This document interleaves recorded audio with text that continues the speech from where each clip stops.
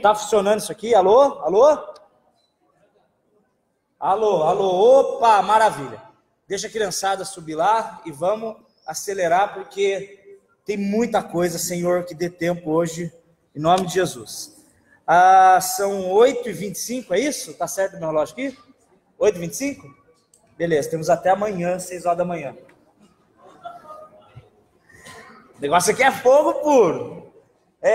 Vamos embora. Apocalipse, capítulo 3, verso 14.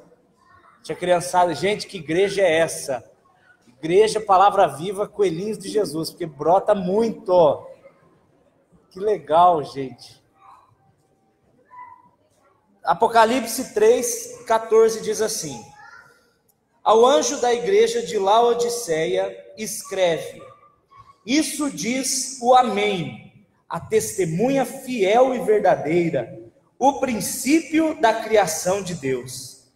Conheço as tuas obras, que nem és frio e nem quente. Quem dera fosses frio ou quente. Assim, porque és morno e não frio ou quente, te vomitarei de minha boca. Como dizes, sou rico e estou enriquecido e de nada tenho falta, mas não sabes que és um desgraçado, miserável, pobre, cego e nu. Aconselho-te que de mim compres ouro provado no fogo, para que te enriqueças, roupas brancas para que te vista, e não apareça a vergonha da sua nudez, e que unjas os teus olhos com colírio, para que então vejas. Eu repreendo e castigo a todos quantos amo. Seja, pois, zeloso e arrepende-te. Eis que estou à porta e bato. Se alguém ouvir a minha voz e abrir a porta, entrarei em tua casa e com ele cearei e ele comigo. Aquele que vencer, lhe concederei que se assente comigo no meu trono. Uau! Assim como eu venci e me assentei com meu Pai no seu trono. Quem tem ouvidos, ouça o que o Espírito diz às igrejas. Saúde, Maicon. Pai amado, te amo, Jesus. Te amo, te amo, te amo. Obrigado, Pai, por essa série que nós pudemos fazer, Pai, sobre as igrejas, Pai. Hoje é o encerramento, hoje é a última delas, Senhor. Que em nome de Jesus, o ensinamento de hoje fique gravado para sempre nas nossas mentes e corações, Pai.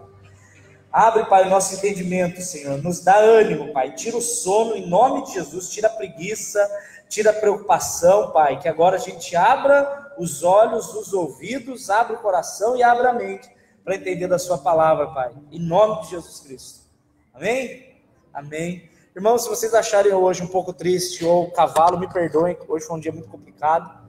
Mas o Senhor é poderoso, né? E a mensagem é muito maior do que a gente, então... independente de nós, a palavra ela sempre gera frutos. Isso que é incrível, não é não? Não importa se o cara tá bem, se o cara tá mal, enfim, a palavra ela por si só faz um milagre, e glória a Deus por isso. A palavra-chave para essa igreja é mornidão. Mornidão é algo insuportável. Crente em cima do muro é insuportável. Era uma vez uma mãe que orava muito pelo teu filho. O filho dela, qual o nome dele, Edson? Chuta aí. Pedro, é o Pedro. A mãe do Pedro orava muito por ele, e ele era um menino da igreja. O menino ia para o culto, levantava a mão, gostava de hino da harpa, gostava de X-Bacon, que é normal de crente. Ele era um carinha legal, gente, amigo de todo mundo, cuidava das crianças, fazia aquelas, sabe aquelas colagenzinhas que coloca... O que é, meu filho? Faz sinal lá, eu fico perturbado. É para fazer alguma coisa? Tá bom. E aí fazia aquelas colagenzinhas de algodão para simular ovelha. Era uma benção. Todo mundo já fez isso na classinha da igreja. Só que aí desligou o microfone mesmo. Espera aí que eu tô ligando. Será que é bateria? Eu falo na garganta, não tem problema não. Não precisa de microfone não, Marcelo. Sossega aí. Relaxa. Aí o Pedro ficava feliz, super envolvido com a igreja. Era um meninão de Deus. Só que aí ele começou a conhecer as coisas do mundo, ele começou a achar as menininhas interessantes, ele começou a achar interessante dar uma bebidinha, um gorozinho, aquela zona toda. E aí o que aconteceu? Pedro começou a desviar. Eu vou esperar, senão vocês não vão prestar atenção. E culto de ensino tem que ter atenção. Professor de bateria da minha esposa. Ela tá muito fã sua, viu? Dá um tapa na sua orelha já. Porque o Marlon ensina muito bem, porque o Marlon toca muito bem. Eu falei, chega. O menino é lindo, né, gente? Alô, voltou. Obrigado, velho. E aí o Pedro começou a desviar. E aí a mãe dele intercedendo muito por ele, orando muito por ele, e ele dormiu. E ele teve um sonho, onde ele estava andando em cima de uma passarela de cimento, assim. Ele estava andando, assim, equilibrando. Aí ele olhou para um lado, uma praia com festa, com comida, com alegria, com música, com comida, com um monte de gente, com brincadeiras e com comida. E aí ele olhou lá, a galera, ei, vem pra cá! Ô, Pedro, vem pra cá! Aí ele olhava, nossa, tá tendo um leilão por mim, né? Que legal. Só que daí ele olhou pro outro lado, um deserto, escuro, ruim. Sabe aquele feno que rola? Sabe aquela bola de feno que passa rodando? E um monte de ser escuro olhando para ele sem falar nada. Aí ele olhava para a praia, vem para cá! E ele olhava para o deserto quieto. Aí ele começou a se sentir o desejado de Israel, né? Aí ele falou pro lado de cá, mas por que vocês não me chamam? Eles estão me chamando sem parar, por que vocês não chamam também?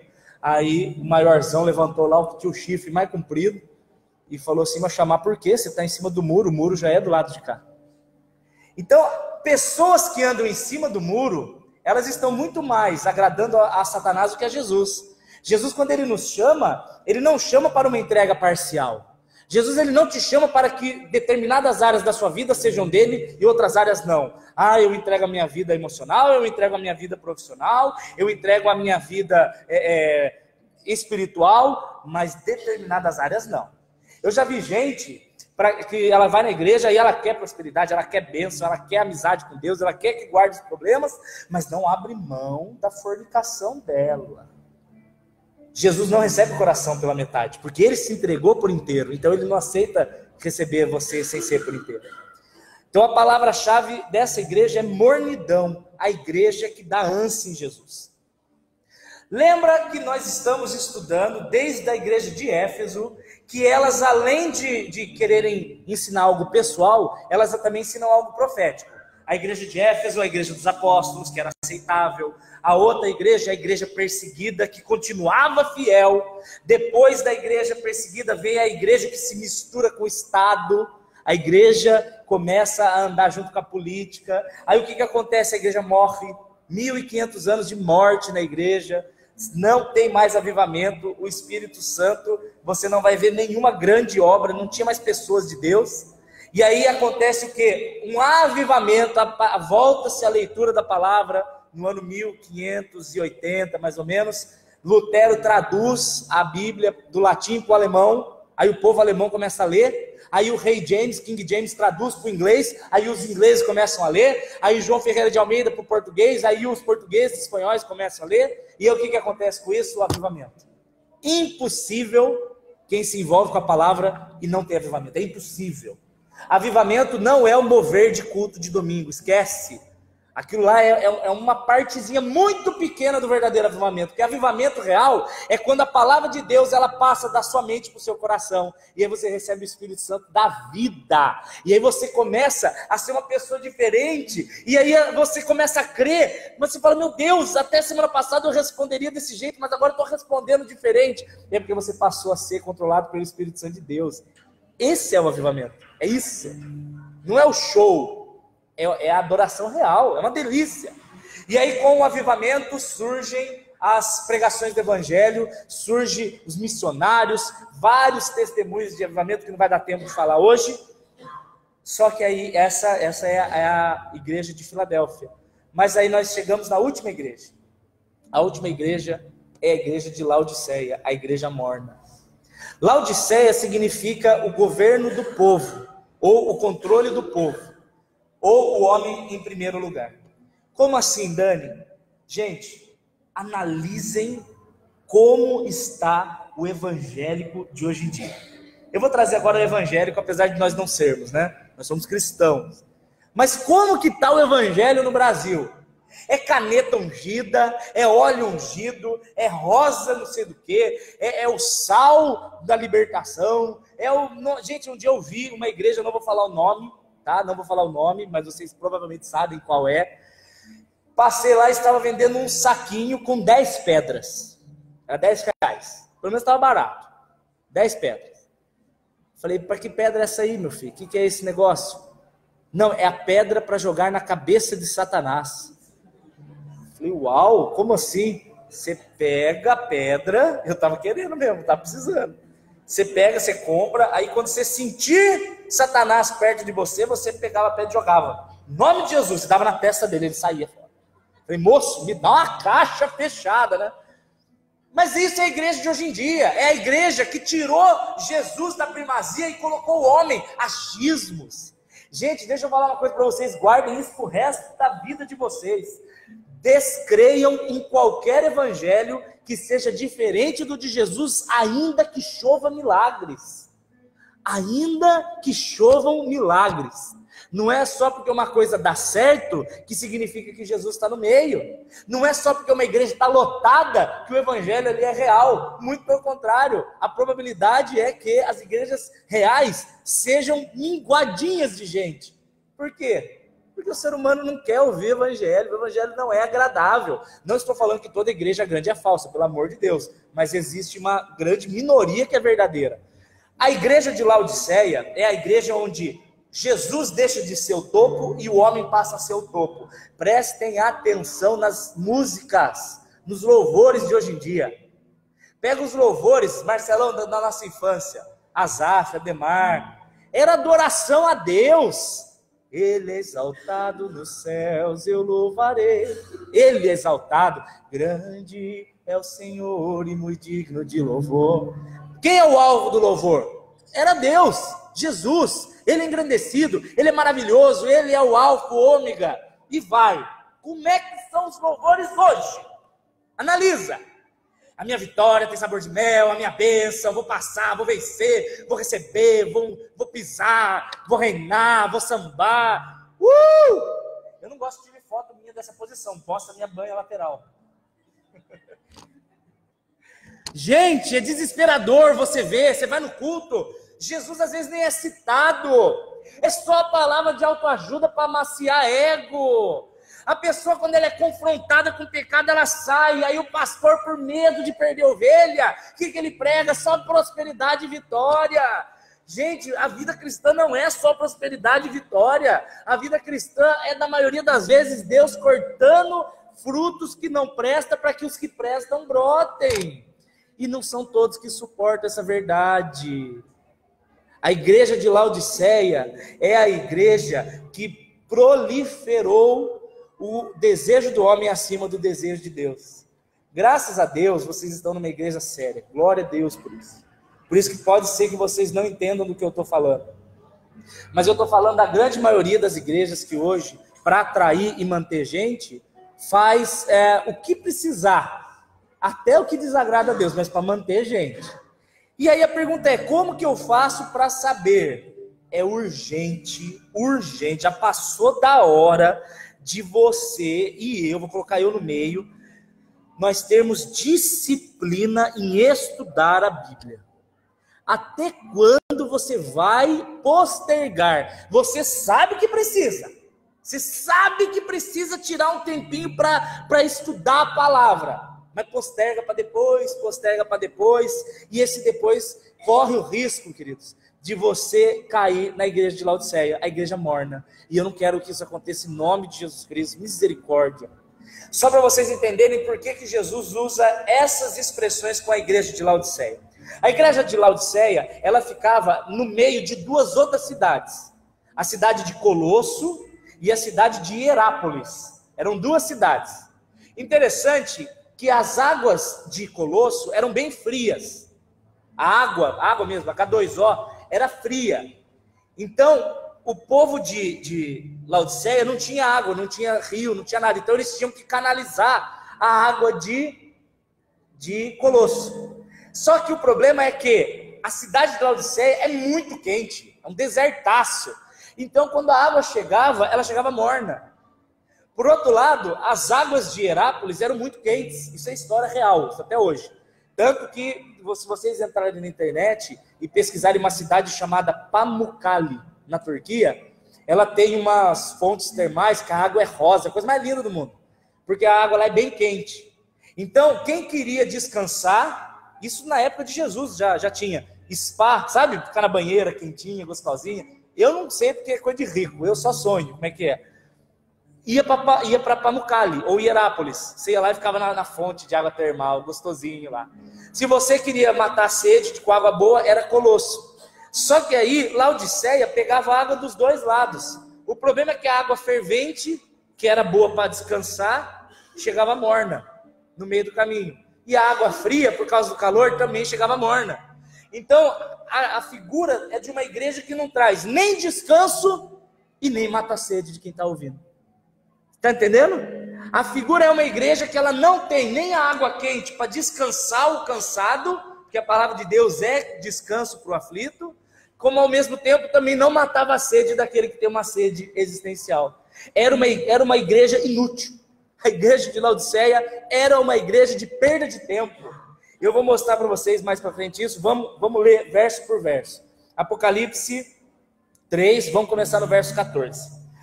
Ao anjo da igreja de Laodiceia, escreve, lembrem-se, o português é esse, né? Lembrem-se, que Jesus se apresenta para cada igreja como que eles precisam enxergar Jesus, o que eles estavam precisando. E aí, Jesus ele chega para a igreja de Laodiceia e diz, isso diz o amém. Amém, quando a gente fala amém, você faz alguma ideia do que você está falando? Amém? Assim seja, muito bem. Amém vem do hebraico, assim seja. Você diz amém quando você quer concordar com o que foi dito. Quando alguém diz alguma coisa e você não tem nada mais a acrescentar e você quer fazer das palavras dele sua, você diz amém. Então, quando alguém fala glória a Deus, você fala amém. Amém por quê? Porque você também está dizendo glória a Deus. Jesus, ele vem aqui para dizer, eu sou o amém. Eu sou a palavra final. Eu sou aquele que bate o martelo. Eu sou aquele que decide. Agindo eu, quem impedirá? Jesus é o que dá a palavra final. Querido, agora eu quero fazer um momento de profeta na vida de vocês. Vocês podem ter ouvido não de alguém, vocês podem ter ouvido não de médico, vocês podem ter ouvido não de porta de emprego, vocês podem ter ouvido não em alguma situação dessa vida. Em nome de Jesus, se for da vontade do Senhor, Ele dá risada desse não. Porque quem dá a palavra final é Ele para todo sempre. Porque Ele é o Senhor e Ele ama a gente. Glória a Deus por isso. Jesus é a palavra final. E a gente está errado em se preocupar. Preocupar. Eu estou me ocupando antes da hora. Pré-ocupação. Estou sofrendo por uma coisa que não sou eu quem decide. Quem dá a palavra final não sou eu. O Senhor tem planos de vitória para os filhos, sim. E se é para ser uma coisa que Ele quer que aconteça, gente do céu, Jesus ri de probabilidades. Jesus ri de probabilidades. Tem só 1%. Jesus vai falando, eu não preciso, pode ter 0,001, se eu quiser, eu faço acontecer do jeito que eu quiser. E esse é o nosso Deus maravilhoso demais. Ele continua dizendo, além de eu ser o amém, eu sou a testemunha fiel. Por que Jesus se apresenta como a testemunha fiel? Porque a igreja de Laodiceia estava lotada de igrejas. Era uma cidade muito rica, tinha bancos, tinha uma escola de medicina, tinha uma fábrica de produção de colírio. Olha que engraçado isso, né? E no ano 30 depois de Cristo, produção de colírio. Eu uso muito colírio, deixa meus olhos coçando, eu tenho que estar sempre com o colíriozinho lá. Era uma cidade muito rica. Então, com a riqueza, logo vem os interesseiros. E logo com os interesseiros vem as pessoas abusando da fé alheia. Isso desde que o mundo é mundo existe. Então Jesus está virando e falando, ei, eu sou a testemunha fiel. Por quê? Porque o único que pode dizer o que Deus disse ou não disse é Jesus. Quantas pessoas chegam para você, assim diz o Senhor, e assim o Senhor às vezes não disse nada. Disse nada. Profetizam segundo o próprio coração. Eu contei para vocês do cara que chegou há pouco tempo atrás para mim chorando. Eis que sou Deus e digo. Falei, eita, manda aqui que eu domino no peito. O Senhor está dizendo para mim que você em breve viverá da fé. Você é amado. Vai fazer 3 anos já que eu e a esposa estamos nessa loucura.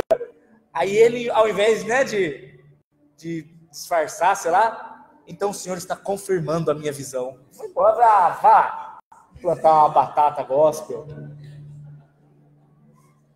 Jesus não é assim. O que Jesus fala, ele é fiel em cumprir. Gente, entenda bem. Vocês já ouviram aquela música do Asaf? Que diz assim: em meio aos muitos problemas, em meio às lutas sem fim. Já ouviu, Eliane? Deus é fiel? Não! Meu Deus, a música que eu mais chorei na minha vida foi essa. O refrão diz: Deus é fiel,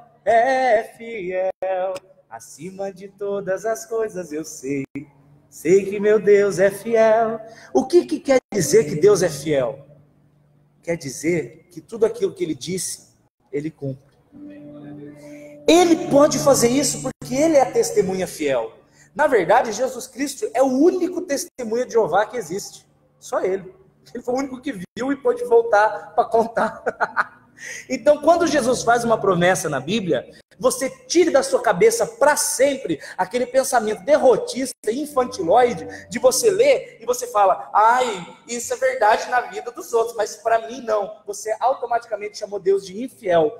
Porque se você crê que Deus é fiel, você vai ler aquela promessa e você vai tomar posse e vai falar, isso aqui é para mim.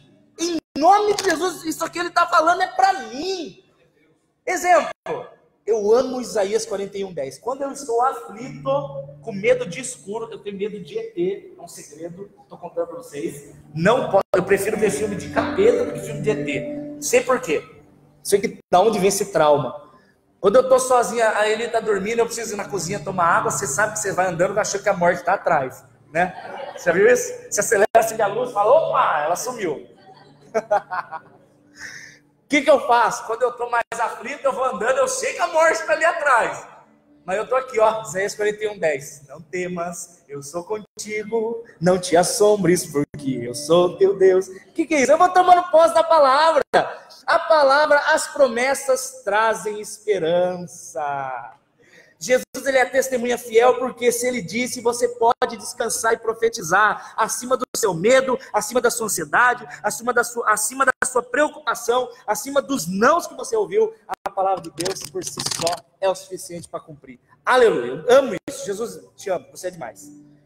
E ele diz assim, tem água aqui, eu já estou cuspindo. O princípio da criação de Deus.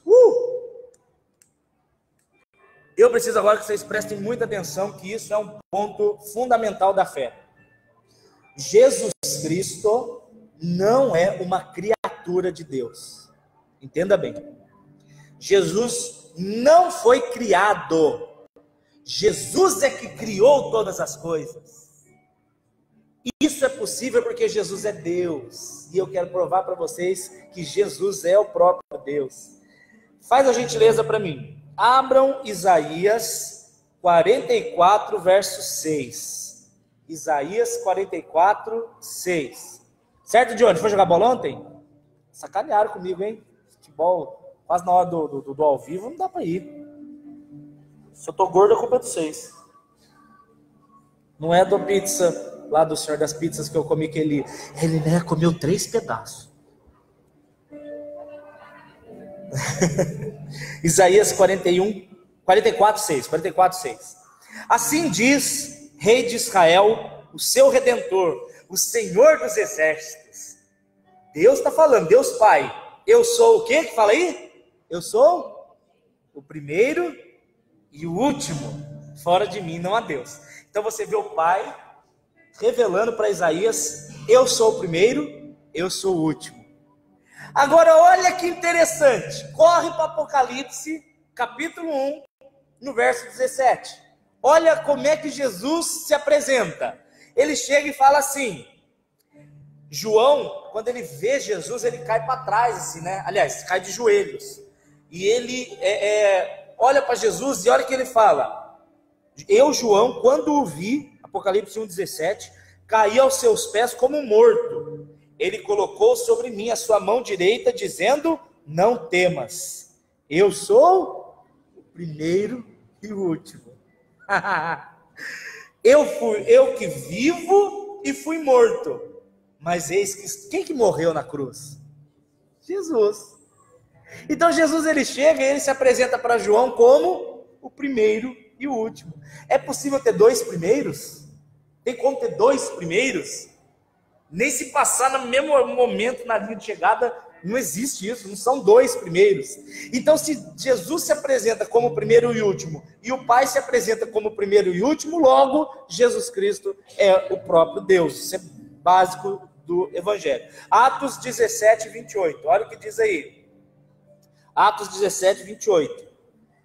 Quero dar parabéns para o Edson e a Fernanda, que trouxeram um caderninho, estão anotando, porque culto de ensino sem caderno é ir para a guerra sem escudo.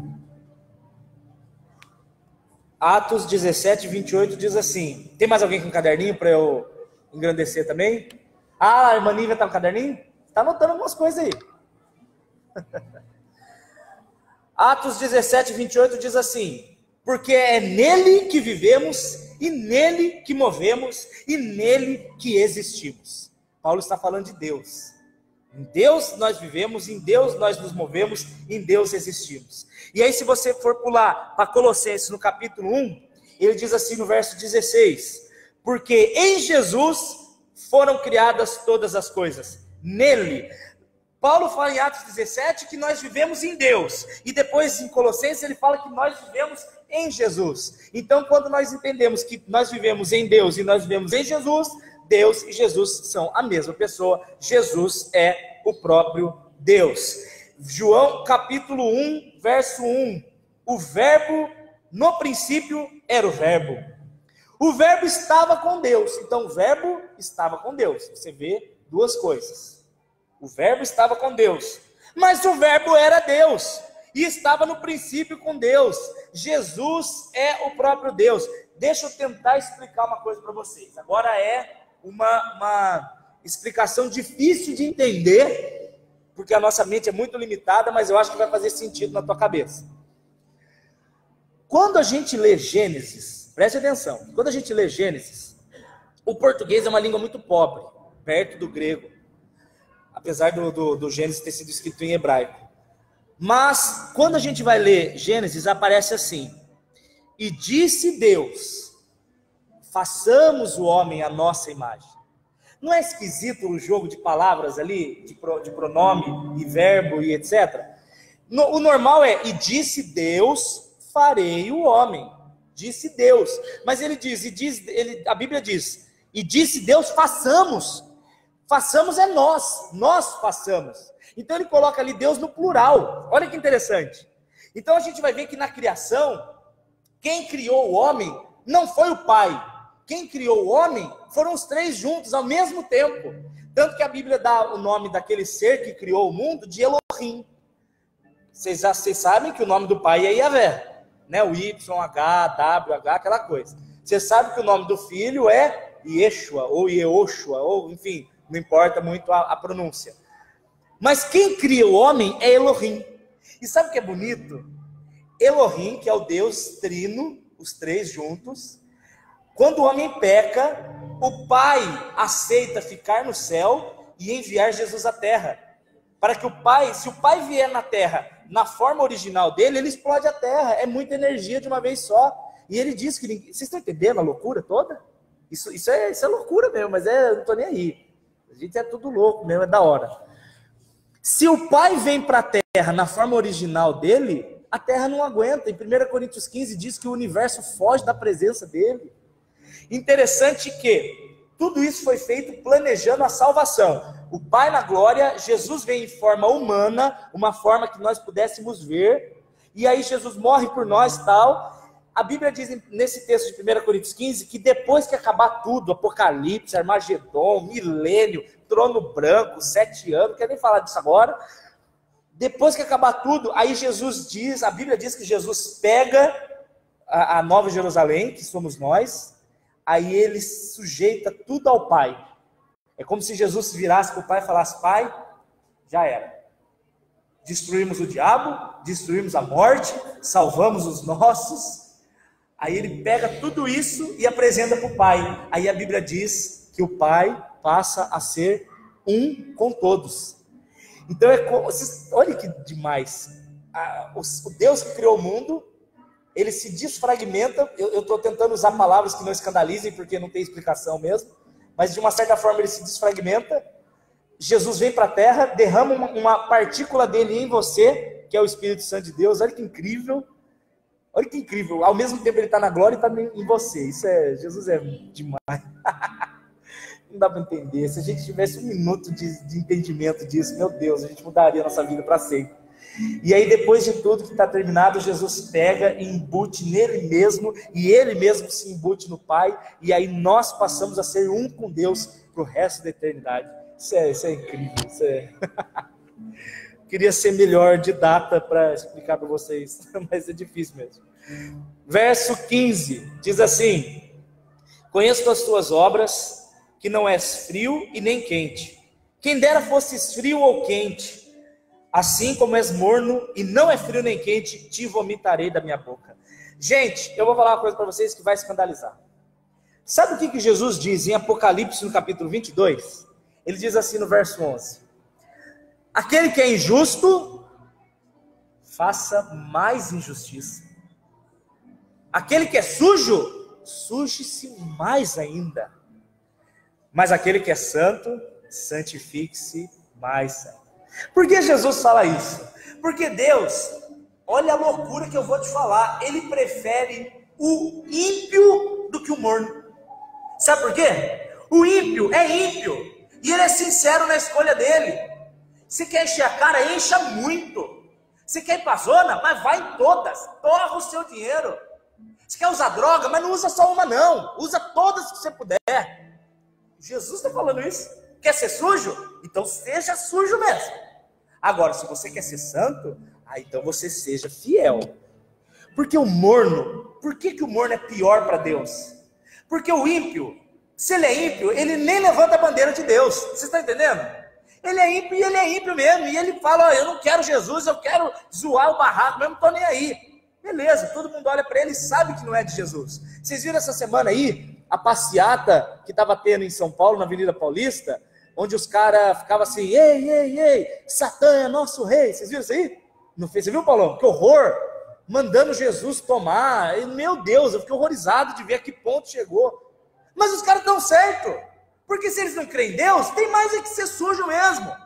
O que Jesus está falando é que o grande problema é o morno. Por quê? Porque o morno escandaliza. O morno é aquele que levanta a bandeira que é de Jesus, mas não é. Aí ele queima o filme de evangelho. Ele queima o filme de quem é crente de verdade. A quantidade de pessoas que olham para mim e para Eli, e elas têm um preconceito por nós sermos pastores. Por quê? Porque a gente faz coisa errada? Glória a Deus, a nossa vida é irrepreensível diante do Senhor, e no que não é, eu peço perdão ao Senhor que me arrume. Mas por que eles olham torto? Porque existem falsos. Quantas vezes a gente chega e fala assim: ah, eu sou crente. Os caras: ih, por que ih? Porque com certeza eles têm péssimos exemplos. Péssimos exemplos de gente morna. Então, quando a Bíblia diz que Jesus ele odeia o morno, é porque o morno diz que é, mas não é. Ele não é sincero ao dizer que não é. Então, o escândalo todo não está em ser ímpio. Porque o ímpio é ímpio. Ele está fazendo o que ele crê. Mas é a perda de tempo de ser um religioso. É o cara que está na igreja, perde o tempo dele vindo na igreja, porque se você não crê, você está perdendo tempo. Ai, que absurdo, Dani, mas a gente tem que entender que um dia ele pode vir a crer. Amém. Mas se ele não vier um dia a crer, você está perdendo o tempo dele. Era melhor que estivesse causando. Por quê? Porque a herança do ímpio é essa própria terra. O que vai sobrar para ele é o que ele fez aqui, e depois está condenado. Então, é uma perda de tempo uma pessoa que deixa de aproveitar esse mundo e ao mesmo tempo não vai ser salvo. Então, o conselho de Jesus é: se você quer ser sujo, então seja muito sujo. Não é uma palavra estranha? É estranho ver Jesus falando isso. Mas porque normalmente a gente falaria: ai, sujo, se limpe e venha ser filho. Amém, esse é o evangelho. Mas tem gente que não quer. E se a pessoa não quer, o meu conselho é: você não quer Jesus? Não. Certeza? Certeza. Então apronta o máximo que você puder, porque depois que você morrer é inferno. Tá entendendo? Continua, ele fala assim, verso 17. Você diz: sou rico e sou enriquecido, e não tenho falta de nada, mas não sabes que é um desgraçado, miserável, pobre, cego e nu. Interessante que a maioria das igrejas, mega igrejas, que focam somente em prosperidade, você vai ver, são igrejas que têm os congressos mais bonitos, não é não? Congressos enormes, igrejas enormes, e eles dizem para si mesmos: somos ricos, estamos enriquecidos e de nada temos falta. Estou falando dos mornos, tá? E aí Jesus fala assim para eles: vocês são desgraçados, miseráveis, pobres, cegos e nus. Gente, aqui tem um ensino. Você sabe qual que é o pecado que Jesus rejeita? Que ele não te perdoa se você pedir perdão? Veja bem, a blasfêmia contra o Espírito Santo não é perdoada, porque blasfemar contra o Espírito Santo é não crer que ele é quem ele diz que é. Então, se eu não creio que Jesus é quem ele diz que é, eu nem vou pedir perdão para ele. Blasfêmia contra o Espírito Santo é isso. Eu não creio que o Espírito Santo é quem ele diz. Se eu não creio, eu não vou pedir perdão. Então dá na mesma. Mas existe um pecado que mesmo eu crendo, eu não sou perdoado. Sabe qual é? A soberba. A Bíblia diz em Tiago capítulo 4 e diz em 1 Pedro 5 que Deus rejeita os soberbos. Então, se você se achar qualquer coisa, você automaticamente está sendo rejeitado por Deus. Deus prefere, a minha esposa falou isso para mim hoje. Deus prefere que você chegue para Ele, ajoelhe, com ranho na cara e com lágrimas correndo, você vire para Ele e fala: pai, eu sou um miserável, eu não valho nada, eu fiz besteira, eu tenho desejo de coisa errada. Deus prefere a sua oração sincera, que você rasgue quem você é, você confesse quem você é, do que você chegar para Ele com a mãozinha levantada: pai, glória te dou, com a vida toda torta. Isso é soberba. Isso é achar que Deus é otário. Isso é você achar que você engana Ele. E Deus não aceita soberba de jeito nenhum. A questão, veja bem, a questão não é você cantar bem. Eliane canta pra caramba. O problema não é ela chegar e falar: canto pra caramba. O problema é ela achar que o mérito é dela. Se ela chega e fala: eu canto bem, glória a Deus pela voz que Ele me deu, ela está usando o dom que Deus deu para ela para engrandecer o próprio nome dele. O problema não é ser rico. O mais rico nosso aqui, acho que é o Marcelo. É o nosso irmão mais milionário. O cara tem uma casa de 200 mil metros quadrados, a chácara, dá para fazer retiro no quintal dele. O problema não é o Marcelo ter dinheiro. O problema é ele se achar alguma coisa porque tem. A soberba precede a queda. Não é o Paulão, por exemplo. Paulão vai fazer lá o X-Bacon, que, meu Deus, é o melhor X-Bacon da cidade. Aí ele vira: tem o melhor X-Bacon da cidade. Já era, entrou na soberba. Se você virar e falar: glória a Deus, o que eu tenho foi o Senhor que deu. Aí lá em casa a gente tem uma lousa, e eu faço questão de escrever várias coisas para a gente não esquecer mesmo. E aí o maior escrito lá tá: tudo o que temos veio do Senhor. Tudo o que temos veio do Senhor. Quando você reconhece que tudo que você tem veio do Senhor, aí Deus tem prazer de te dar mais ainda, porque Ele sabe que o nome dele que vai ser engrandecido. Tem crente, e olha, essa é uma palavra verdadeira, tem crente que só não prospera, porque se prosperar desvia, porque ele não sabe dar glória ao Senhor pelo que tem. O Senhor não te quer passando necessidades? Lógico que não. O Senhor quer te abençoar, mas se a bênção te desviar, você não é abençoado por amor. Meu Deus.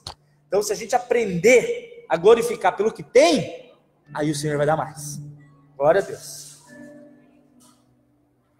Primeiro puxão de orelha. Igreja que se acha, pessoa que se acha, é desgraçada. Desgraçada é uma pessoa que não tem a graça de Deus. Não é palavrão, tá? Uma vez eu lembro que numa igreja eu falei que não sei quem era desgraçado, eu vi o pastor lá atrás assim, ó.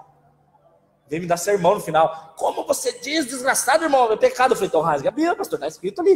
A própria palavra também falou. Desgraçado é aquele que não tem a graça de Deus. Nu. Por que ele fala nu? Gente, isso é incrível. A nudez, você vai ver em 2 Coríntios 5, ele falando sobre autoridade. As vestes de louvor, Isaías 61, é autoridade. Que autoridade? De repreender o demônio, de repreender os espíritos maus. Você tem autoridade de chegar na tua casa e profetizar que a tua casa é do Senhor. Gente, a autoridade não é merecimento. A autoridade é consequência de intimidade com o Pai.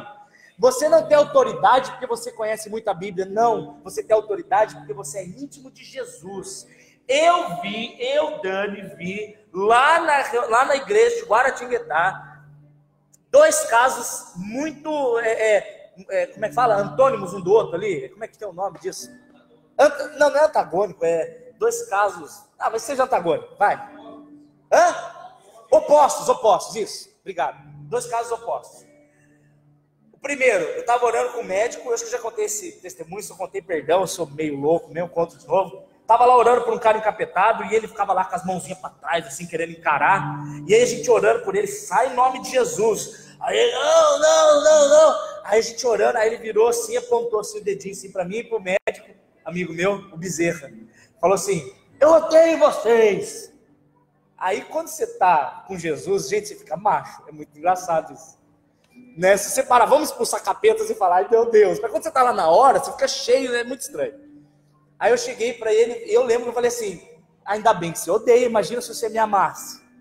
Aí ele começou a rosnar, Marcelo.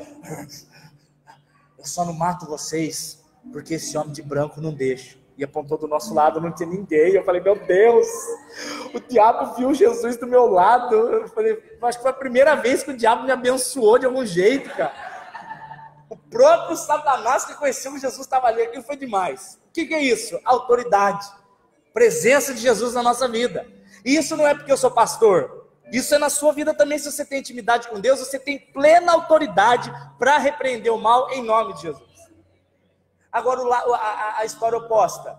Um irmão de uma outra igreja, conhecido, um rapaz que eu conheço, amigo meu, chegou para expulsar o capeta lá também no outro cara, encostou a mão no ombro dele, mas foi encostar, o bichão puxou o braço para trás, falou assim, eita, você não.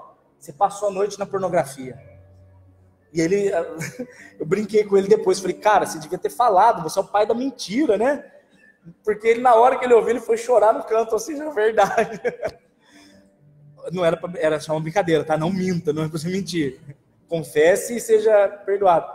Mas foi incrível ver como o demônio reconhece a autoridade de quem tem intimidade com o Senhor. Então, quando Jesus fala sobre a nudez, ele não está falando necessariamente de roupa, mas ele está falando de pessoas que estão dentro da igreja e não têm autoridade nenhuma para repreender o mal sobre a própria vida. E aqui vai um conselho para vocês, homens, vocês que assim como eu são o cueca da casa. Não deixe a sua mulher ser o líder espiritual da casa. A responsabilidade é sua. Orar pelos seus filhos não é para sua mulher ir orar, é você. Se você repreender o mal sobre a sua casa, levantar de noite, orar, consagrar a sua casa, é uma função do sacerdote do lar. É sua. Deixa de ser frouxo, de ter vergonha de orar. Larga a mão de confiar na tua esposa para que ela tenha que fazer isso. É você que tem que fazer. E mulher, se o seu marido não faz, você tem plena autoridade no Senhor para fazer, ok? Seja junto com ele, seja sozinha, não é para ficar, né? Ai, mas eu não tenho marido crente, minha casa está desprotegida. Não, o Senhor te usa também. Mas o chamado é do homem. Larga a mão de ser frouxo. Seu filho está tendo pesadelo, seu filho está com medo, qualquer coisa, e mete a mão na testa do menino e profetiza, em nome de Jesus. Você tem essa autoridade. Que raiva de homem frouxo, credo. Ai, eu tenho vergonha de orar. Nossa, Deus do céu. Não posso nem falar que eu estou com vontade de fazer. O que mais que ele fala aqui? Miserável, pobre, cego e nu. Pobre, sabe o que é a maior pobreza desse mundo? Tem gente que é tão pobre, que a única coisa que ele tem é dinheiro. É tão pobre que ele só tem dinheiro. Jesus, ele vira para um certo homem. Esse homem, ele plantou e ele colheu muito, mais do que ele esperava. Ao invés de ele dar glória a Deus, o que ele fez? Construiu um celeiro maior e plantou mais. Porque ele queria investir no reino, porque ele queria abençoar irmãos. Não, era egoísta mesmo. Aí ele fez um celeiro maior e plantou de novo. E aí, por um milagre, ele colheu mais ainda. O que ele fez? Destruiu o celeiro para construir outro maior. O problema não é o cara ser um bom administrador, um bom investidor. Se o cara sabe mexer com ações, por exemplo, e ganhar dinheiro, bom para ele, glória a Deus. Inveja santa eu tenho de você. Agora o problema é que esse cara faz tudo isso e ele vira e fala assim: depois que eu houver enchido esse celeiro, então descansarei. A pessoa acha que é a condição financeira que trará paz na vida dela. A partir do momento em que você achar que é isso que traz paz na sua vida, você não entendeu a soberania do Senhor na sua vida. Aquela pessoa que fala assim: Senhor, eu vou orar para ganhar na Mega Sena, aí eu serei feliz. Meu amado, você não faz ideia da besteira que você está falando. O dinheiro, ele é um abismo que chama outro abismo. Lógico que é gostoso ter dinheiro, lógico que é gostoso levar a mulher para comer uma parmegiana, lógico que é gostoso, mas desde que isso não se torne o Deus da minha vida.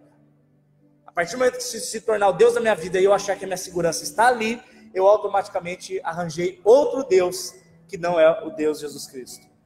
E é isso que ele está puxando a orelha dessa igreja, porque essa igreja era rica, era uma igreja que tinha muito dinheiro, e achava que eles eram muito gospels porque tinha muito dinheiro. 18, aconselho-te de que de mim compre ouro provado no fogo, para que enriqueças, e roupas brancas para que te vista, e não apareça a vergonha da tua nudez, e que unja os olhos com colírio para que veja. Gente, demais que Jesus, ele chega, e ele não é um arrombador. Ele não vai chegar e vai te forçar a crer, porque tem aquelas pessoas que falam assim: ai, se não vem pelo amor, vem pela dor. Mentira, mentira. Se você não quiser isso, você não vai de jeito nenhum. Tem gente que está no fundo do poço e continua blasfemando. O que Jesus, ele chega, ele aconselha. A palavra de Deus é suave, a palavra de Deus é no amor. Eu lembro de um cara que ele foi pregar no hospital. Flávio, olha essa. O cara chegou no hospital para pregar e tinha um rapaz entubado lá, tipo, para morrer já, né? Aí ele foi pregar o evangelho para esse cara. Flávio, você que é líder do evangelismo, não seja assim, pelo amor de Deus. Ele chegou pro cara e falou assim: irmão, posso falar de Jesus para você? Ó, eu quero falar para você o seguinte: Deus criou o céu e o inferno é o lugar do diabo. E lá no inferno todo mundo é torturado, e lá você vai ser queimado, e lá tem demônio, e lá tem destruição, e lá é lago de fogo, lá é enxofre. O cara ficou morrendo de medo e morreu. Morreu antes de ouvir falar de salvação. Eu creio que se aquele homem se arrependeu ali, o Senhor recebeu ele, enfim. Mas esse cara não chegou a falar de Jesus. Então é aquela pessoa que chega querendo falar: olha, se você não crê, você vai queimar no colo do capeta. Eu nunca vi isso converter ninguém. Nunca vi isso dar certo para ninguém. Você viu isso dar certo, Luiz Antônio? O cara tá andando, você fala: ó, o diabo vai te pegar, hein? Ai, é verdade, vou me converter então. Nunca vi, nunca vi. Agora você chega e fala do amor de Jesus. Você chega e fala da salvação, você fala da cruz, você fala da liberdade do evangelho. Isso atrai, é o convite. E aí Jesus está falando: olha, eu te aconselho que você venha e compre o ouro que eu dou. Qual é esse ouro que Jesus está falando? 1 Pedro capítulo 1, verso 7. A prova da nossa fé, muito mais preciosa do que o ouro que perece. Queridos, deixa eu falar uma coisa para vocês. Pode chorar, o cara aqui está em casa. Vocês já saíram de um culto? Já aconteceu com vocês, de vocês chegarem mal no culto, aquele culto que você nem queria ter vindo, você nem sabe o que você veio. Para que eu estou fazendo aqui? Eu queria ter ficado em casa assistindo Faustão, vídeo cacetado. Você está estressado, você está naquele dia de: meu Deus, vai matar alguém. E aí você chega no culto, e aquela palavra vem igual água no deserto, e cai no teu coração. Aí você vê o Luiz Antônio, está lá, igual ele faz, que é tão bonito, que eu queria saber fazer. Um dia o Senhor vai me permitir. Aí você vê aquele cultão que a Eli fica pulando. A Eli é muito bonitinha, ela quando ela tá no manto, assim. É bonito, gente. A Eliane é sempre, né? A Eliane não precisa nem falar. A Eliane e a Lu, meu Deus. Algum dia vocês não estão no manto, né? Aquele culto renovador. Aí você sai, aqueles problemas que antes te aprisionavam, você passa a andar por cima deles. O que é isso? É uma fé inabalável. É o dom de Deus. Fé é dom de Deus. É a consequência de estar cheio de Jesus. Quantas vezes, gente do céu, eu quero fazer agora um teste com vocês. Eu vou pedir para você orar agora junto comigo, vai ser rápido, 5 minutos, nem 5 minutos. Porque tem gente que está triste. E você não vai ouvir a minha oração, você vai fazer a sua. E você vai ver como é que você vai ficar depois desses 3 minutos, o que o Senhor vai fazer sobrenaturalmente na sua vida. Marco, regaça aí no teclado, em nome de Jesus. 3 minutos, só para vocês verem o que é o dom da fé. Vai. Santo Deus, eterno Pai, querido Jesus, Espírito Santo de Deus, Espírito Santo de Deus, o poder de Deus, Espírito Santo de Deus, do Pentecostes, dos dons espirituais, a presença de Jesus em nós, Pai, sobre essa pessoa aí agora, Pai, essa pessoa que estava desanimada, Pai, essa pessoa que estava aí quase dormindo, triste, Pai, essa pessoa que até agora estava achando o culto chato, Pai, que não estava entendendo nada, sobre essa pessoa agora, Pai, reacende o fogo, Pai, derrama o teu fogo prometido, Pai, derrama a tua unção prometida, Pai, reaviva a alma doente, reaviva espírito morto, reaviva ossos secos, traz carne, traz nervo, traz ossos, traz a pele e traz a vida, Espírito Santo de Deus, sobre a sua igreja. Acende, Pai, acende a fé, a certeza de que amanhã será um dia de bênção, a certeza de que esse problema, esse gigante não derruba, a certeza de que se Satanás tentou fazer graça hoje, nós pisamos na cabeça dele, porque a nossa vida é de Jesus Cristo e nós nos entregamos na mão daquele que pode todas as coisas. Se Deus é por nós, quem será contra nós? Se Deus é conosco, quem será contra nós? Se o Senhor é a nosso favor, quem poderá nos fazer mal? Quem poderá se levantar contra aqueles que foram resgatados? Quem pode levantar e fazer mal contra aqueles que são do Altíssimo, ungidos e marcados pelo Santo Espírito? Você está repreendido do nosso meio, Satanás, seu maldito. E venha a alegria do Espírito Santo de Deus. Oh, glória! É isso que eu estou falando para vocês. É isso que eu estou falando para vocês. Essa é a fé. Essa é a presença. 3 minutinhos, a gente muda o nosso dia. Aí ele vira e fala assim: compre de mim o ouro provado pelo fogo, que é a fé, para que aí sim você seja rico. Roupas brancas. O que são essas roupas brancas? Eclesiastes 9:8, que nunca falte em vocês vestes brancas e óleo sobre a cabeça. Deixa eu ver uma pessoa magra, para ninguém falar que eu estou zoando os gordinhos, tá? Pessoa magra. Dione, quantas vezes você come por dia? 3 vezes por dia. Você come todo dia. Por que é que nós nos preocupamos com a saúde do nosso corpo e comemos todos os dias, pelo menos 3 vezes por dia, e nós não temos o mesmo cuidado com o nosso homem espiritual e nós só nos alimentamos espiritualmente uma vez por semana? Se nós queremos que não falte azeite sobre as nossas cabeças, nós deveríamos demonstrar isso buscando ao Senhor mais do que a gente busca. O tanto que você se interessa é o tanto que você busca. A sua busca por Deus demonstra o interesse que você tem pela presença dele na sua vida. Não reclame de Jesus se a presença dele parece distante, se o seu interesse por ele é pequeno. É tudo consequência. Aquele que busca, encontra. Aquele que bate, abre. Aquele que clama, é ouvido. Mas aquele que não busca, não vai ter nada derramado sobre a vida dele, porque Deus não é aquele que arromba. Ele é aquele que aconselha. Tanto é que olha o que ele fala no verso 20. Ele fala assim: eis que estou à porta e bato. Se alguém ouvir a minha voz e abrir a porta, quem abre a porta? Nós abrimos a porta. Jesus, ele está falando com você agora, e eu sei que ele está te incomodando quanto à sua intimidade. A minha intenção nesse culto era essa, era incomodar você, para que você não aceite a sua temperatura, para que você queira mais, para que você queira ferver mais, para que você queira brilhar mais. Você tem, gente, quando Jesus ele fala, tome cada um a tua cruz e me siga, ele não está falando para você sofrer, aquele entendimento de que, ai, Jesus, estou te seguindo, oh, Jesus, não é isso que Jesus quer. Tomar a tua cruz é o quê? Você toma a cruz ela é formada pelo alto a baixo, e pela lateral. O que vem de alto a baixo é: se encha de mim, e você manifesta dos lados. É isso que você tem que desejar, é pegar dele para ter o que distribuir. Quanto mais você recebe, mais você distribui. Quanto mais você distribui, mais o Senhor derrama. Eis que estou à porta e bato. Se você ouvir minha voz e abrir a porta, eu entrarei na sua casa. Brasileiro não entende muito bem esse verso. Por quê? Porque a gente é assim, que nem hoje. Hoje eu fui com a Eli fazer vistoria do carro dela para trocar placa lá no Detran, aquele negócio todo. O dono do lugar não parava de conversar com a gente. Contou que queimou a mão, contou que não sei o quê. Ele contou a vida dele.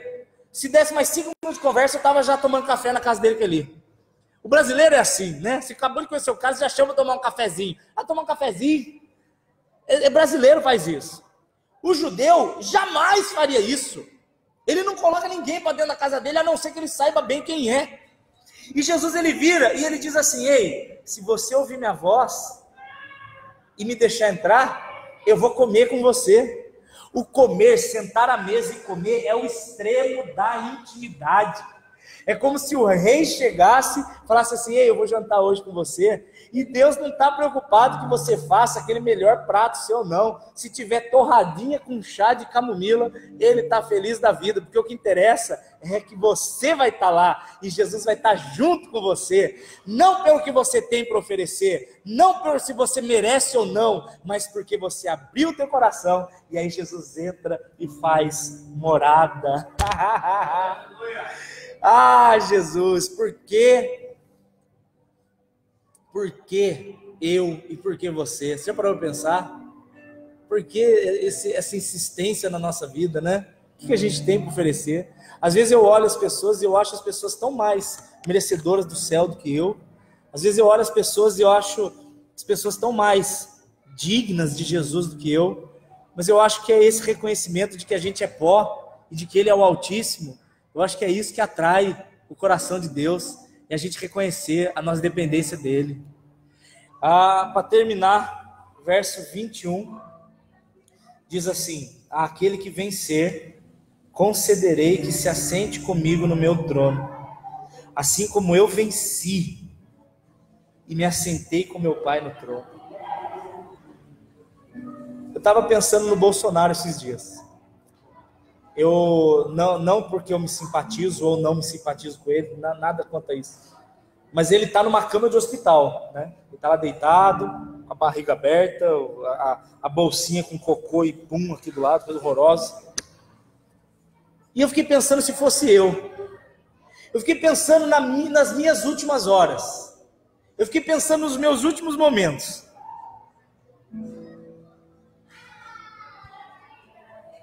Eu sempre falo para Eli que eu morro de saudade da Glória. Eu morro de vontade de ir embora. Se Jesus me chamasse agora, eu ia fazendo festa. Ela fala que eu sou depressivo gospel. Querer ir embora para casa logo. Mas eu acho que eu vou ficar velho, porque, não sei, sinto que eu vou ficar com 80 anos de idade falando de Jesus ainda. Mas sabe o que é interessante? Que se eu estivesse lá na posição do Bolsonaro, assim, eu fico pensando se fosse eu ia estar feliz. Sabe por quê? Porque a palavra diz assim em 2 Timóteo capítulo 4. Vejam bem. Paulo, depois de ter apanhado, Paulo foi humilhado, Paulo foi preso, Paulo viu o terceiro céu, Paulo teve dons, curou, Paulo foi picado por cobra, Paulo falou de Jesus para reis, ele fez muita coisa. Assim como eu e você também já fizemos muita coisa para Jesus. E ele chega diante de Timóteo. A carta de 2 Timóteo é a última carta a ser escrita da Bíblia. Apocalipse foi escrito antes de 2 Timóteo, só para pastor que ensina não consegue, né? Ficar fora do tal, ensinozinho. E ele, o último escrito de Paulo antes de morrer é 2 Timóteo 4. Ele escreve 2 Timóteo 4 e morre. E ele termina falando assim: combati o bom combate, percorri a carreira e guardei a fé. E agora? E agora, a coroa da justiça me está reservada. Aquela coroa que o Senhor justo juiz dará não somente a mim, mas a todos que amarem sua vida.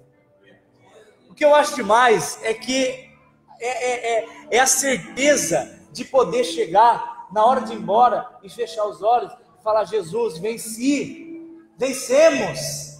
Do mesmo jeito que o Senhor venceu, eu também venci. Do mesmo jeito que o Senhor entregou a sua vida para o Pai, sabendo do reencontro, a gente vai poder entregar também. Estou falando isso porque tem gente aqui na igreja que ainda fica com medo de Jesus voltar, e aí fica assim: ai, eu não quero que Jesus volte ainda. Tem gente que quer ver filho crescer, tem gente que, enfim, não estou falando disso. Eu estou falando de gente que não tem certeza de salvação. Como você consegue acordar sem saber se você é salvo? Como que você consegue acordar sem saber para onde você vai? Como que você consegue ainda continuar morno? Até quando, meu Deus do céu? Então eu quero terminar essa última igreja, orando por você, tanto aqui, irmãozão meu amado, quanto vocês na internet. Vamos ficar de pé, por favor, e vamos orar por você que não quer mais ser morno, e você que não aguenta mais ter medo de Jesus voltar. A volta de Jesus. Eu lembro que na minha igreja antiga, a mãe de uma menina chegou para mim e falou assim: eu queria te pedir um favor, queria pedir que você não pregasse mais sobre a volta de Jesus, a minha filha fica muito assustada. Eu falei: a senhora está louca, a gente tem que orar para a sua filha crer, e não para ela ter medo da volta de Jesus. Então eu quero, em nome de Jesus, agora clamar que haja um despertar no teu coração, que o Espírito Santo de Deus se revele agora, em nome de Jesus.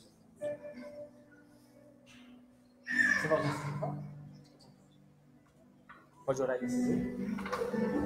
Orar isso aqui? Tá. Santo Cristo, eterno Pai, Jesus,